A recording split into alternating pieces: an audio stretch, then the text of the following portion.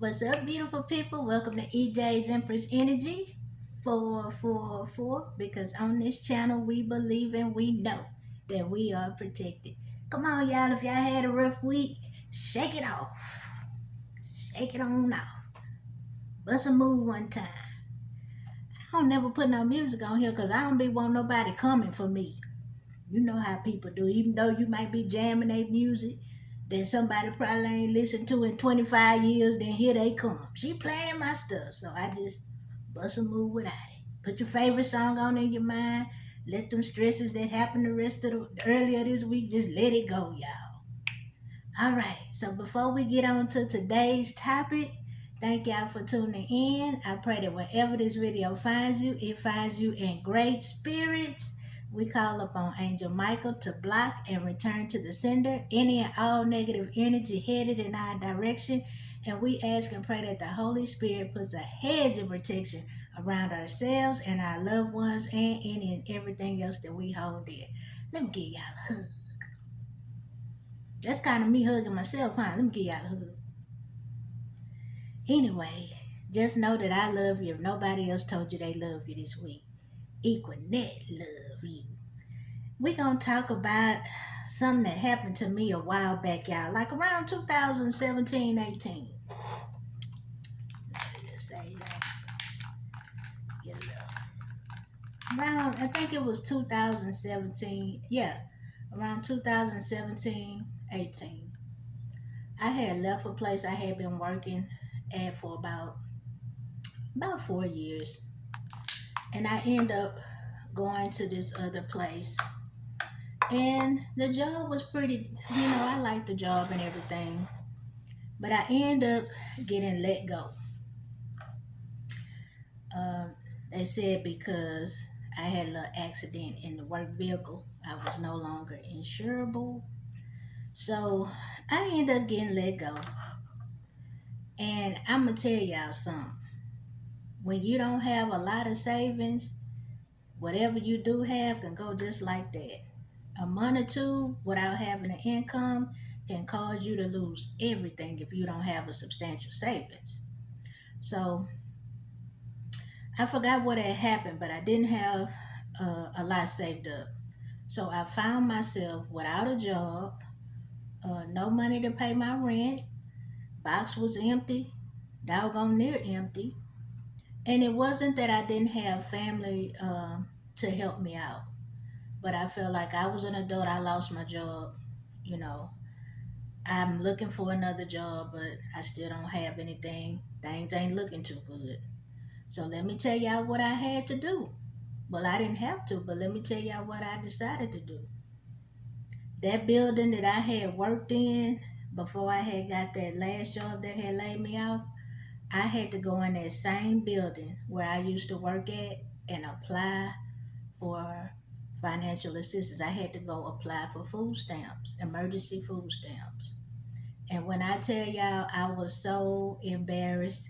And I was like, oh, I hope don't nobody see me and all this and that. Because now here I am applying for food stamps and all that.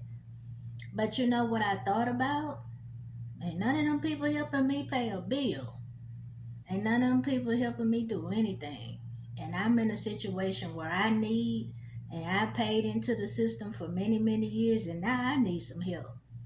And so this is where I am. And so I need the help. So whatever, whoever see me, they just have to see me because I need to put some food in my box. I got my stamps. And then let me tell y'all what else I had to do. Rent was coming up. I didn't have the money. I had to go to a local community agency. I don't know if y'all have Catholic Charities where y'all live, but it was called Catholic Charities. They helped me to pay my rent. That next month I had a job, but it was just the fact I needed that help to bridge that gap to help me to keep things afloat so I wouldn't go totally under until I got that paycheck from that new job. And so I said all that to say this. Sometimes people that's on public assistance or in need of some help and they find themselves at a food pantry or they find themselves applying for food stamps or needing help with their rent or to pay their electric bill, those are not always people that's been sitting on the system. I know we have some people that may take advantage, but many people do not. Many people just find themselves having a hard time and need some help over the hump. And sometimes people do work full time jobs and still not able to make ends meet. Many of us are only one or two paychecks away from losing it all, from being totally broke. I think they say that you need to have at least 6 months worth of bills, worth of money saved up in the bank to cover your bills for 6 months. A lot of people don't have that. Let's just keep it a book. Many of us don't have that. So I said all of that to say this. We never know what situation we may find ourselves in. So that's why it's important for us to have those community agencies, for us to have grant funding for certain programs, for us to have government assistance. Many of us have paid into those things for many, many years, Social Security, stuff like that. So I say that to say, don't always assume that people are trying to take advantage of the system or that people are just being lazy. There are really some hard-working, good people out there that just have fallen on hard times, or we never know what situation life may bring us. It could be an illness that causes us to end up needing more help, disability. It could be a number of things. So we need to try more to look at people from a have better understanding, so to speak, and not be so quick to judge others or assume that people are just lazy or riding the system, or just because a person may speak differently from us or look differently from us, we want to assume, like many people assume, African Americans are lazy. Um, some people assume that we lack intelligence. Some people may assume that a person that is Hispanic, Latino are here illegally. Stuff like that. We need to look at people with, be more empathetic and just learn to love one another and be respectful of one another, because at the end of the day, all of us bleed red, and we never know what situation life may cause us to be in. And sometimes those very people that we judging or putting down may be the very ones that have to come to our aid one day. So let's just try to walk in love. How about that? But I will say this, which brings me on to today's topic, which is I want to talk about voting today. Y'all excuse my nails. Yeah, I still got my Christmas stuff on. I'm going to get them done, y'all. Somebody said, we can't listen to her. We can't listen to what she talking about. Her nails ain't even done. Don't worry about all that. Just listen to the message. How about that? Anyway, I want to talk about voting. I know a lot of people may be discouraged. I know way back when Al Gore, I voted for Al Gore, and I know when he like, oh, forget it, I ain't voting no more. I ain't doing, man, forget it, I ain't doing. But look, we can't have that attitude, y'all. So if you see what's going on in the world today and you happy and you feel like uh, things are going well for you politically, as far as what your political beliefs are, if you feel like it's what's going on today is aligned in alignment with what your values and your morals are, that's great.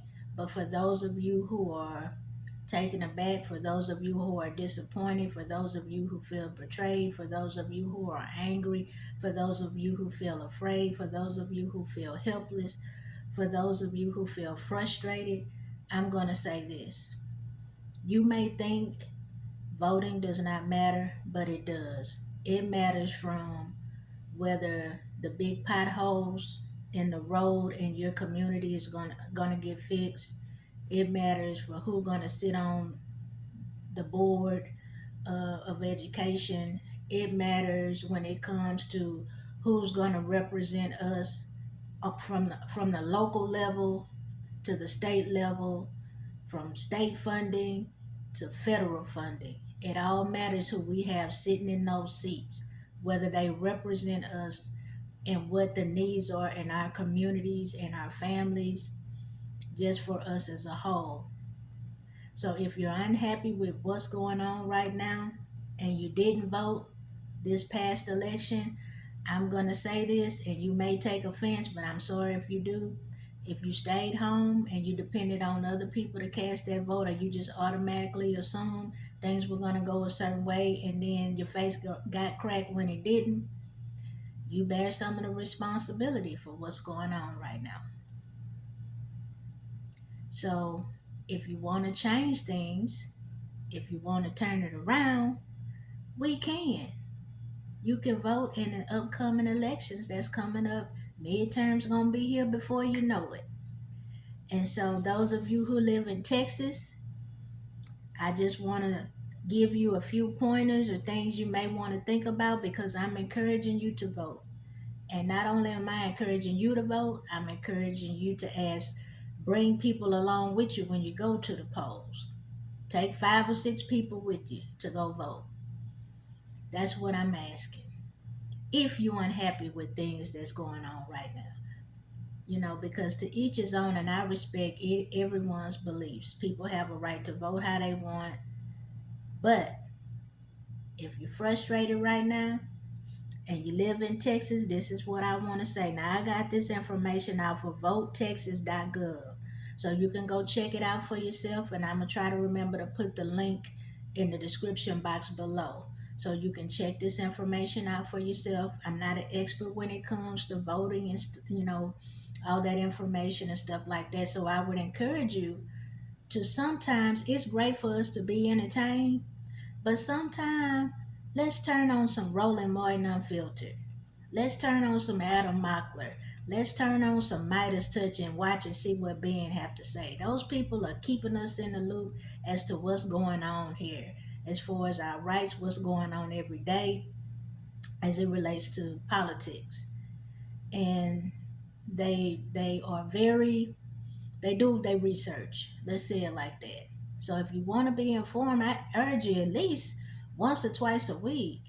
It's great to be entertained. It's great to laugh. It's great to, be watch reality shows. Who got the biggest butt? Who's sleeping with who, and all that. That stuff is fine to be entertained, but we also need to be enlightened sometime and know what's going on, the things that's really going to affect our livelihoods and our lives.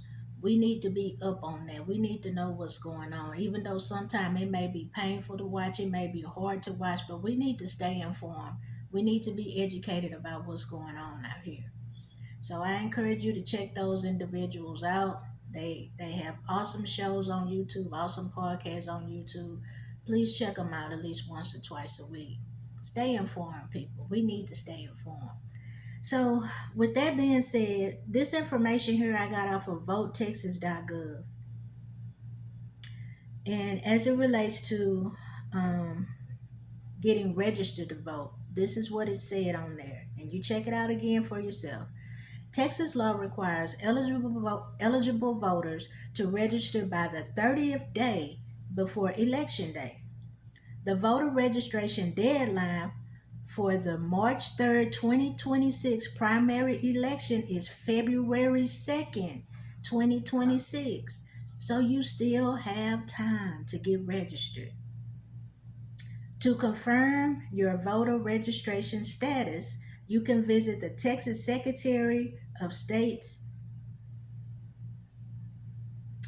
Am I Registered portal, which allows you to look up your voter registration record, the statewide voter registration database. So in the statewide voter registration database, you can check to see whether you are registered. And if you're not, you still have time to get registered. I'm sorry, y'all. I was rushing writing this. It's bad when you can't even read your own writing, isn't it? Okay, and then it says voter registration in Texas is county based. So we encourage you to contact your county voter registrar for specific questions regarding the status of your voter registration. People who recently changed their name or moved can easily update their voter registration online through texas.gov. So I'm going to try to remember to put this link in the description box below.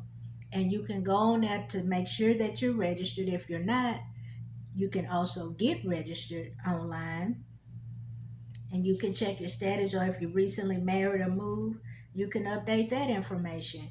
But the main thing is, if you're not registered, you still have time to get registered, and we need you to do that. And if you already registered, we need you to vote.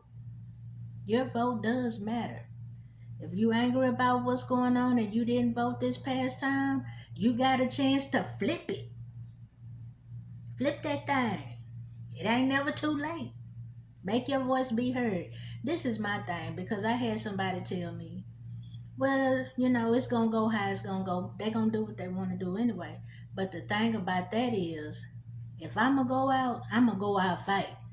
I just ain't going to give it to them. I ain't going to make it easy for them. So even if they do win, I ain't making it easy. I'm going to have my voice be heard.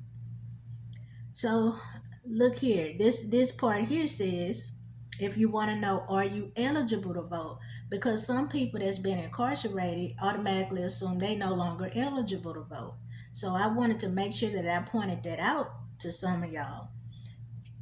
So what makes you eligible to vote? These are some of the things: that you're a U.S. citizen, that you are a resident of the county where you submit the application, that you are at least 17 years and 10 months old on the date your voter registration application is submitted, and you are 18 years of age on election day.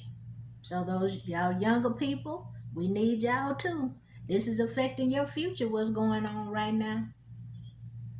Okay, another thing that makes you eligible, let's see here, that you are not a convicted felon. But listen to this, y'all. You may be eligible to vote if you have completed your sentence, probation, and parole. I'm going to read that again. If you are not a convicted felon, but you may be eligible to vote if you have completed your sentence, probation, and parole.